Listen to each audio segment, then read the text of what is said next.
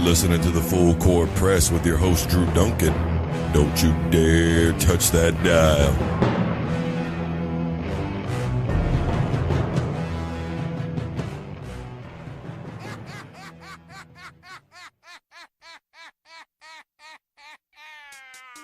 Hello, everybody. Welcome to the Full Court Press. I am your host, Drew Duncan.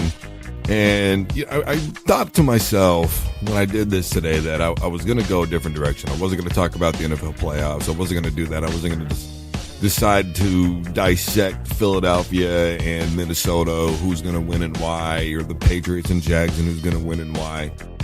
But I found myself just completely unable to escape it. And it's not because I don't love the NFL, or I don't, because obviously I do. It's just because this whole, the conversations have been so repetitive. I don't listen to a whole lot of sports talk radio anymore. I unsubscribed from everything that was ESPN and Fox Sports and all that stuff on my ESPN. About the only thing I follow is like MMA stuff. I mean, as far as commentary goes, to be perfectly honest with you, I mean, it's literally it now. I just happened to be driving home from my other job last night. And I said, I'll turn something on. So I flipped on the radio, and these guys are talking about Tom Brady, the New England Patriots, and whether or not they're playing hooky with Brady. And I'm just kind of sitting there, because I'm thinking to myself, last week he was injured. Going into the Titans game, Tom Brady was injured. They'd put that report out. And I said, well, maybe they're playing hooky then. Everybody's trying to dissect this, saying, oh, Tom Brady shouldn't miss a practice on a Thursday. Well, he does if you're trying to rest him. I feel like we're so overly enamored with the New England Patriots. It's to a point where it's really honestly kind of ridiculous. And I'm not even really sure that I can appreciate the New England Patriots and Tom Brady and what they've done anymore, because of the society that we're living in. And I feel like there's really only one of two things going on right now with New England from a non-football aspect.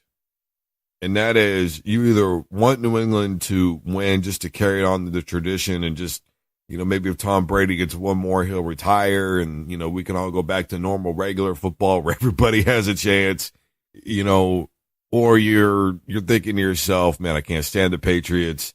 And I just want them to go away. And if they lose, it'll be a laughing stock because of the Jacksonville Jaguars beating them and all. But really though, I mean, they got beat by the Ravens a couple seasons ago. They went on to win the Super Bowl.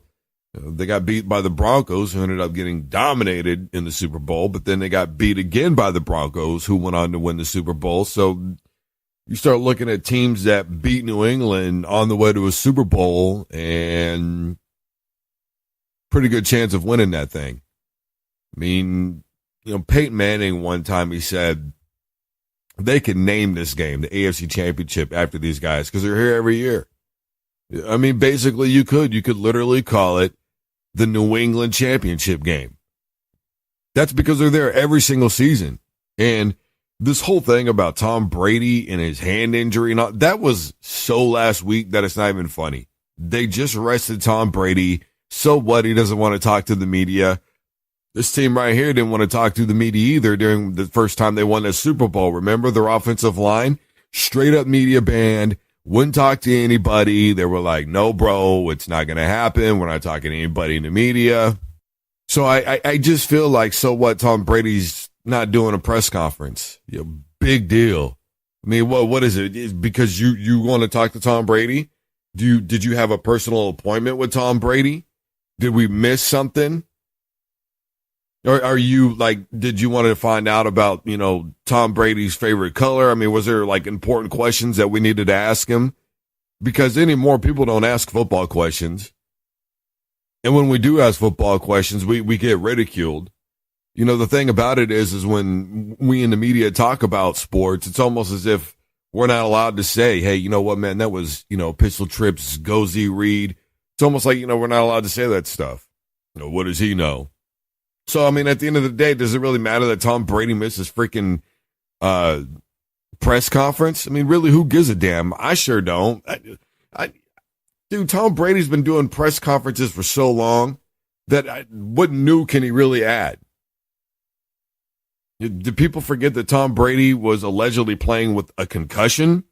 That his wife had initially said, hey, Tom Brady played with a concussion when they won the Super Bowl.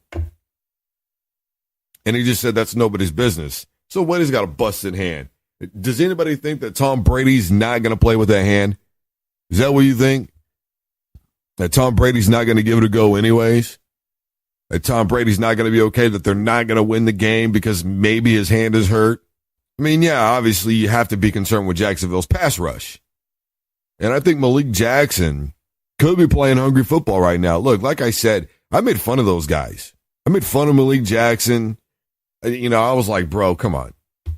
Jaguars to a Super Bowl, 90-1 odds. You missed the playoffs how many years now?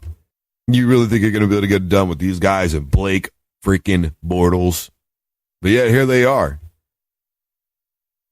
There was another quarterback that was said to not be very good in the Super Bowl. Was it Trent Dilfer? If I remember right, it was called the worst quarterback in Super Bowl history going in. Guy ends up throwing for over 300 yards in that game against the Giants. I mean, obviously, I don't think anybody's writing off Jacksonville. But to just blow this thing out of the water about Tom Brady missing a practice, Thursday practice is the most important part. They're treating it like it's breakfast. It's the most important part of the meal of the day. Start wondering if some of these, who cares? Is it Jedi mind tricks by the New England Patriots? Yeah, at this stage in the game, even if it was, I don't think Jacksonville would buy it anyways. So the injury is probably very real, but a lot of Tom Brady's injuries were very real last week going into the Tennessee game, and that didn't matter. I think that the Jacksonville Jaguars have one chance in this game and one chance only. And that is if they can get Yeldon, Fournette, and that defense playing at a high level. I'm telling you what, the thing that I loved about Jacksonville last weekend was Yeldon. And you know why I loved Yeldon? Did anybody catch that block that he made on the outside? How about Yeldon running through defenders? Yeldon was playing tough football. And Blake Bortles has kind of encompassed that running mentality of a Fournette and of a Yeldon, right? Hey, man, whatever we got to do to get it done, I'm just not going to sit around in this pocket. There's nobody open. I don't feel comfortable with the throw. I'm just going to tuck it and go, man. And I'm going for the gusto. I mean, we're not watching a whole lot of sliding going on from Blake Bortles. Dude is taking some hits. But I'm telling you, that's the thing. You see, the Patriots are much more of a finesse football team. Now, defensively, maybe in the early 2000s, they were a little tougher on defense. But I still think that even then, there was something that was very finesseful about the way that they approached the game, even defensively. And I think that we see a lot of that right now. And whenever New England seems to play a team that likes to smack you right in the mouth, those are the teams to me that they have a hard time with. And you could say, well, that's Tennessee. They run the football. No, the zone read's a little bit different. The zone read, especially when you're out of pistol, that's kind of a finesse play. Because you're trying to finesse the defense. You want them to go this way or that way. And all the quarterback's got to read is a defensive end. This isn't your typical option play out of wishbone or, Maryland eye or I formation or whatever. Not even what Georgia Tech does with the wing option. It's not even that tough. We're not talking about a quarterback who's running down the line of scrimmage and he's reading defensive end, linebacker, potentially safety, and he's got triple option. Do I give it to the fullback? Do I pitch it out, or do I fake the pitch and keep it, or, what do I do here? I mean, that's why it's called triple option. And, of course, you got triple option pass, which is a setup play for the defense. We weren't going to see that. They were going to get that complicated, nor were they going to get that tough. Jacksonville Jaguars, on the other hand, they don't have a problem running a football up the middle. And they don't have a problem with Yeldon and Fournette being in the backfield at the same time. Nor does Blake Bortles have any qualms about running. Now, here's the antithesis. James Harrison's going to be there. And I'm pretty sure James Harrison's going to be in full spy mode. And I think they're going to unleash him on Blake Bortles. If he reads that, pass, he may blitz or he may hang back and double dog dare him to come out. He might look for some of those option plays that they run, but I guarantee you, even if he's not going to play for the running back, he's going to play for Bortles, even though it's the defensive end's responsibility. And I can guarantee you Bortles is going to take a couple shots in this game. We're about to find out how tough he really is. And I think that's what James Harrison was added for. He was added for that hard-nosed mentality, that toughness, because they are a finesse team, offensively and defensively. And James Harrison is the guy who brings that snarl and growl mentality with you. And that's exactly what you need at this point. And that's exactly what it's going to take to beat Jacksonville. And that's kind of what it was going to take to beat Pittsburgh. And Jacksonville's already shown up to that type of game. Now, the thing about it is they needed good field position for the majority of that football game in order to score points. So defensively, what we're going to have to see from Jacksonville is a team that's able to stop the run, able to get to Tom Brady, and you're going to have to make sure to cover all areas of the field. You're going to have to play a mix of zone man. You're going to have to mix those schemes up, and you're going to have to try and do everything that you can to keep Tom Brady off balance and make him look for targets 2, 3, and 4. But by the time he gets to 2, somebody's already there. You're going to have to create package schemes where you get to Brady in an instant. Whereas the New England Patriots, honestly, if I'm New England, I don't have a problem with long drives offensively.